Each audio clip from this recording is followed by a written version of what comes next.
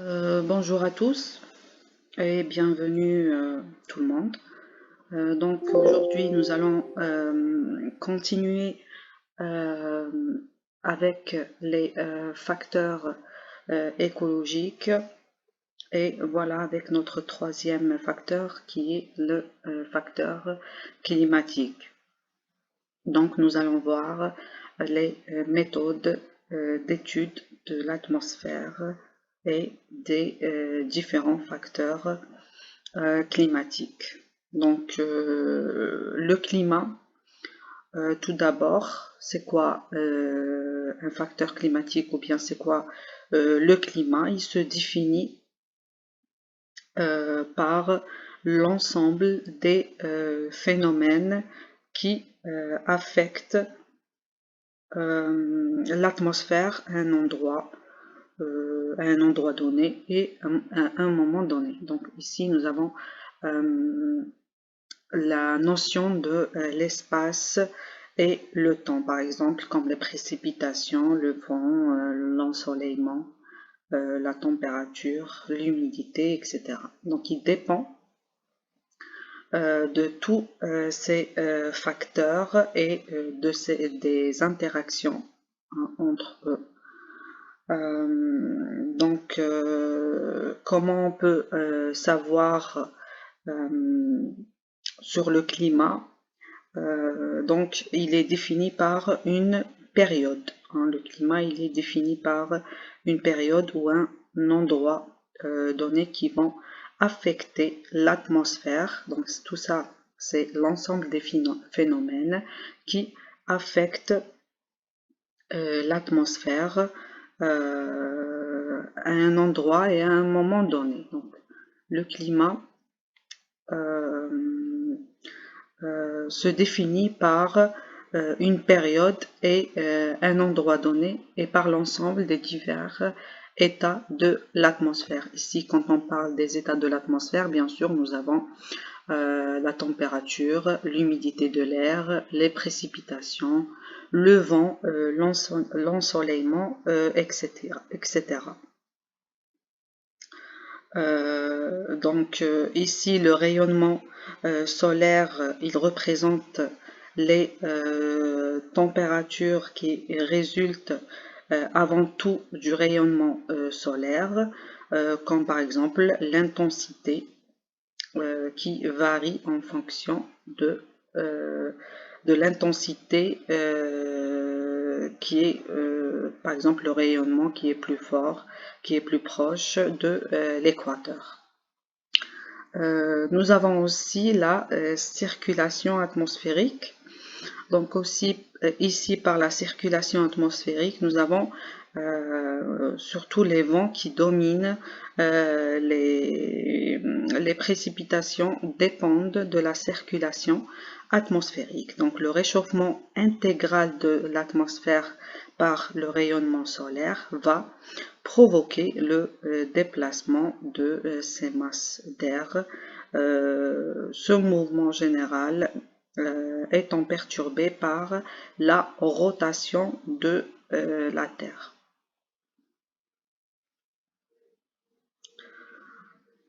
Donc, passons ici par les... avant de passer pour les éléments du climat, ici nous avons les domaines d'étude de l'atmosphère. Donc, nous avons ces trois domaines qui sont directement liés à l'atmosphère, comme la météorologie.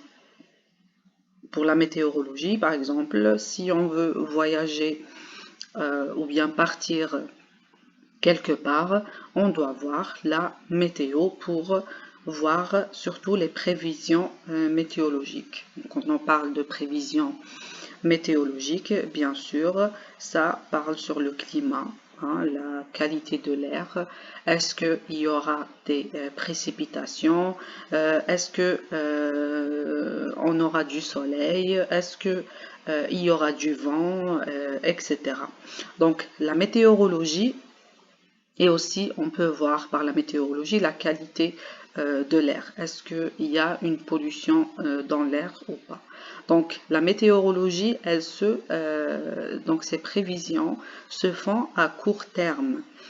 Ici, à court terme, on veut dire par ça que la météo, on peut la prévoir, par exemple, aujourd'hui, d'ici une semaine, 2 semaines, ça peut aller jusqu'à 3 mois de prévision météorologique. Alors, nous avons aussi la climatologie.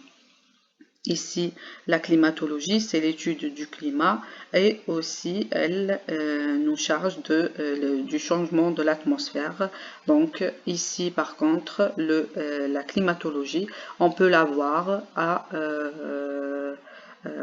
sur de long terme et sur de court terme. Donc ici, l'étude du climat, elle peut dépasser par exemple les 3 mois. On peut les avoir sur une longue période de 6 mois, de 1 an, etc.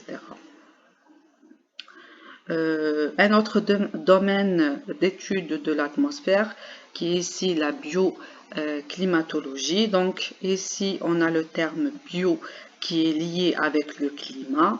Donc c'est la relation qui existe entre les facteurs climatiques et bien sûr le biologique qui sont les êtres vivants. Donc les différents phénomènes biologiques. Donc la bioclimatologie, c'est la relation qui existe entre le climat et les êtres vivants.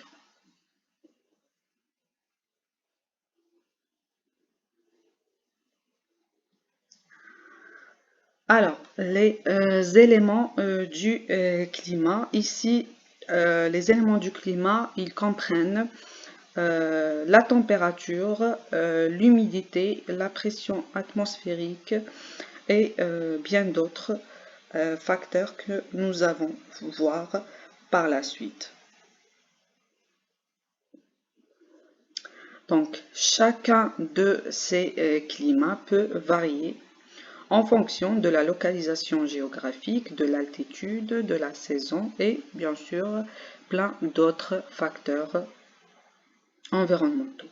Donc on appelle un élément du climat toute grandeur physique qui est mesurable, donc toute grandeur physique qui est mesurable dont la connaissance peut contribuer à caractériser un point. Ici on parle de l'endroit ou du milieu, donc c'est l'espace. Et bien sûr, à un instant donné, ici on parle du temps. Donc, on peut connaître par la liaison des éléments du climat, on peut avoir des informations sur un endroit donné et à un moment donné, on peut avoir l'état de l'atmosphère de chaque point sur la Terre. Donc les facteurs du climat, nous avons les facteurs qui influencent sur les climats au niveau global, hein, sur l'échelle mondiale. Donc ceux-ci comprennent les facteurs, on appelle ça les facteurs cosmiques, donc tels que le mouvement de la Terre autour du Soleil et l'inclinaison de son axe par rapport aux orbites. Donc ces phénomènes cosmiques, ils vont déterminer la répartition de l'énergie solaire sur la surface de la Terre, ce qui influence les modèles climatiques à grande échelle. Donc ça, c'est au niveau global. On peut aussi avoir les facteurs qui influencent le climat au niveau local. Donc ici, il y a plusieurs facteurs qui influencent le climat. Parmi eux, on peut trouver le relief qui peut créer des variations dans les conditions climatiques en raison de l'altitude de la configuration géographique du terrain et aussi les courants marins à la fois parce que nous avons des courants marins chauds et comme on peut avoir des courants marins froids. Donc ces courants marins aussi ont un impact significatif sur le climat local et bien sûr on va avoir des influences sur les températures, l'humidité, la sécheresse, etc. En plus de ça, nous avons ici la végétation. Donc la végétation, elle aussi, elle joue un rôle important en modifiant la rétention de l'eau, par exemple, la circulation de l'air, ce qui peut influencer les conditions climatiques locales. Ici, nous avons les principaux éléments du climat, donc on en a parlé tout à l'heure. Hein, ce sont ces éléments qui se répètent. Donc, nous avons la température, les précipitations, la lumière, la pression atmosphérique aussi, les vents, la nubulosité, etc. Donc, nous allons voir ces éléments un par un. Donc, on va commencer par l'élément principal du climat qui est la température. Donc la température, elle va mesurer la quantité de la chaleur qui est présente dans l'air, par exemple. Ou bien on peut aussi mesurer la température qui est présente dans le sol, ou bien la température de l'eau, etc. Donc elle peut varier considérablement en fonction de la localisation géographique. Par exemple, quand on est en altitude, le climat devient de plus en plus humide et le climat devient de plus en plus frais. Alors que plus on descend vers le niveau de l'eau, plus la température va un petit peu augmenter. Donc ici, c'est pas une règle générale, mais bien sûr, l'altitude ou bien la localisation géographique et l'altitude peut avoir des effets sur l'augmentation ou l'abaissement de la température. Et aussi les saisons et d'autres facteurs. On peut clairement identifier les saisons qui sont plus chaudes et les saisons qui sont froides, etc. Donc ici, la température influence sur divers aspects de l'environnement, tels que la formation des précipitations, la distribution des espèces végétales et animales. Hein, nous avons vu cela dans le cours et bien sûr nous avons vu différentes espèces qui peuvent s'adapter à des températures qui leur sont ambiantes. Il y a aussi l'activité humaine.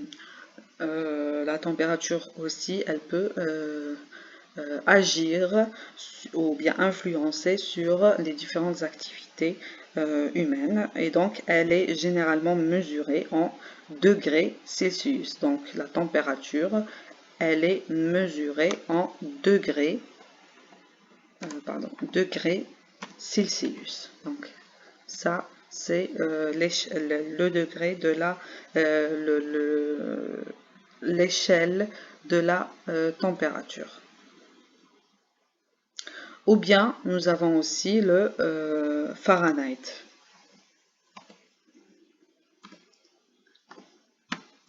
Donc nous avons le degré Celsius ou bien le degré Fahrenheit. Donc pour la température, nous avons des couches superficielles du sol. Ici, on parle de la pédosphère. Nous avons aussi la température des eaux, comme l'hydrosphère. Et on peut aussi avoir la température de l'air, qui est la température de l'atmosphère.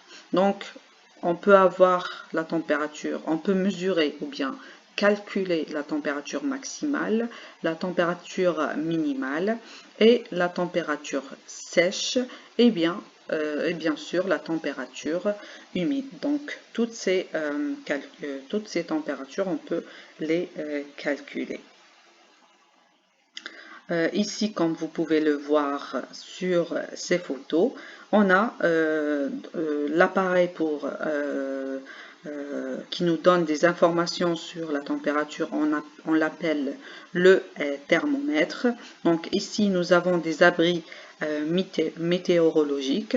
Ce sont des abris qui sont placés sur le terrain et qui nous donnent directement l'information sur notre ordinateur. Et ici, nous avons le thermomètre à sonde. Par exemple,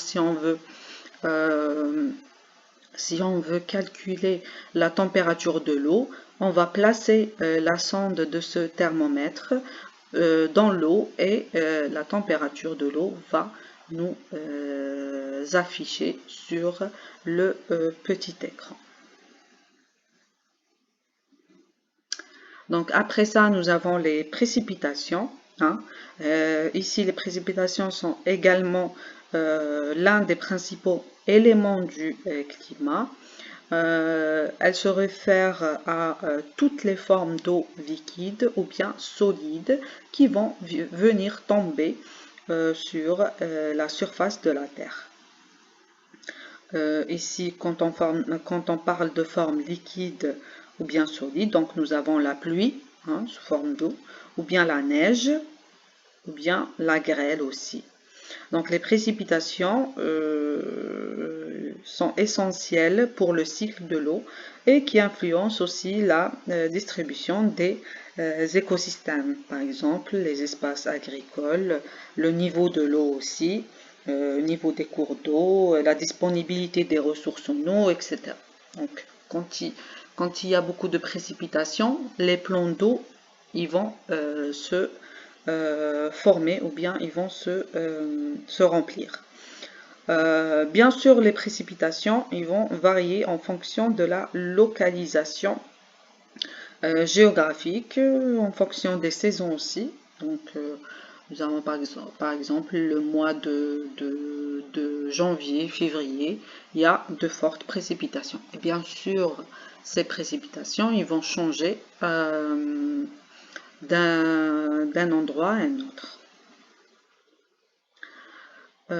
Comme nous avons dit tout à l'heure qu'il y a des formes liquides et des formes solides, et nous avons aussi la vapeur d'eau qui est l'humidité.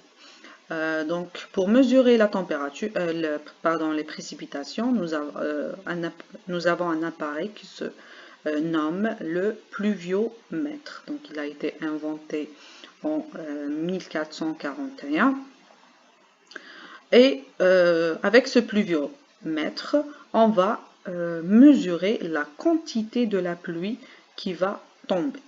Et bien sûr, on connaît tous l'unité de mesure de la température qui est le millimètre. Donc c'est le millimètre. L'unité de mesure de la température, tout à l'heure, c'était le degré Celsius ou bien le degré Fahrenheit. Et ici, pour les précipitations, l'unité de mesure est le millimètre. Donc le millimètre qui est considéré à la quantité ou bien en litres. Donc ici nous avons sur la photo un pluviographe. Donc ce pluviographe, on le place et il va directement nous donner des informations connectées sur notre écran. Et ici c'est un appareil classique qui s'appelle le pluviomètre et qui va nous mesurer la quantité de précipitation sur place.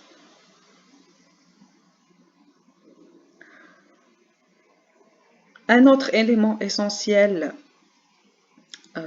du climat, donc nous avons la lumière. Donc la lumière ici, elle se réfère à la quantité et à l'intensité de la lumière solaire qui est reçue par une région donnée pendant une période spécifique. Donc la lumière solaire est la principale source d'énergie pour la Terre et elle va influencer directement les températures et les cycles de vie des animaux et des végétaux, bien sûr. La durée, par exemple, du jour et de la nuit, le rayonnement solaire et la couverture des nuages sont quelques-uns des facteurs qui influencent sur la qualité de la lumière. Donc ici, quand on parle de lumière, on parle aussi de l'exposition prolongée. Exposition prolongée à la lumière solaire. Elle peut également avoir des impacts sur la santé humaine et animale, ainsi que la santé sur tous les autres écosystèmes. Donc ici, pour la lumière, on peut la mesurer par la radiation photosynthétiquement active. Donc c'est le AR ou bien le RPA. Donc c'est l'unité de mesure. Autre facteur, nous avons le vent. Le vent ici, c'est un autre élément qui est essentiel pour les facteurs climatiques. Donc ici, quand on parle du vent, on se reflète ou bien on se réfère au déplacement horizontal de l'air à travers la surface de la Terre. Donc, il est causé par des différences de pression atmosphérique.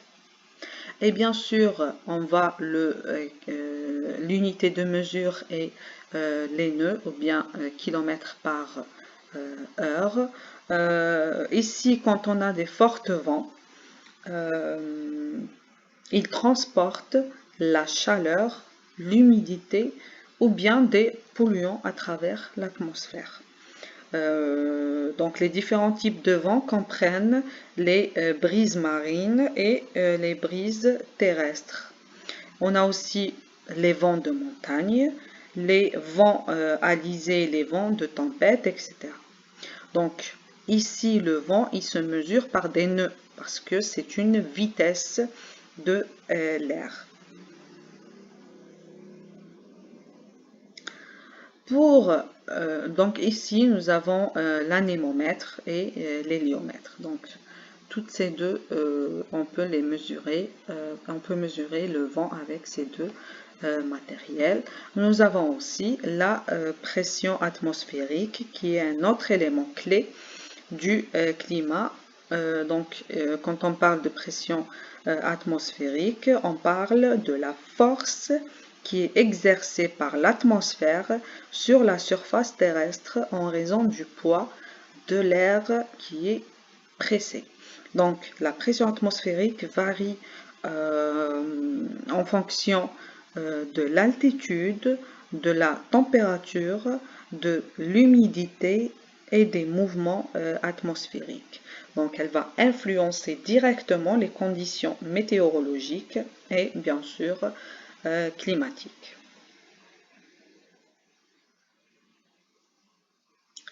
L'unité de mesure de la pression atmosphérique, c'est le pascal.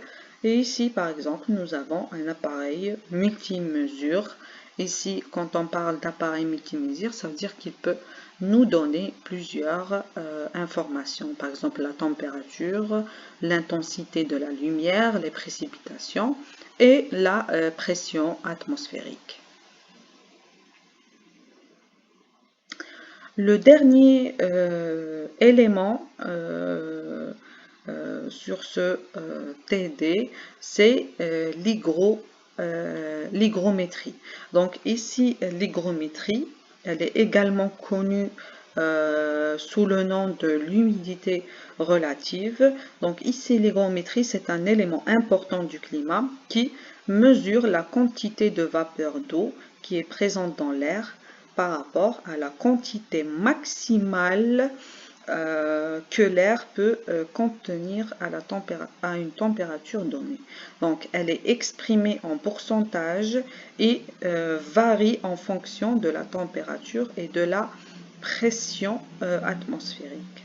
Donc, l'hygrométrie ici, il va influencer sur de nombreux aspects du climat, notamment sur la formation des nuages, les précipitations, l'évaporation, la condensation, etc.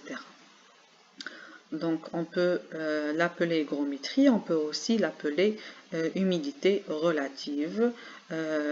Donc elle correspond au degré d'humidité en suspension dans l'air. On peut la mesurer en pourcentage ou bien en humidité relative. Donc ici nous avons un appareil classique qui s'appelle l'hydromètre qui va nous renseigner sur l'humidité relative de notre atmosphère. Voilà, nous avons terminé notre troisième TD. J'espère que vous avez bien suivi. Et bien sûr, je suis disponible si vous avez des questions à poser. N'hésitez pas à me le faire savoir à travers les commentaires sur votre espace Moodle, ou bien on peut aussi organiser une séance sur Google Meet pour clarifier vos questionnements. Merci pour votre présence et à la prochaine. Au revoir.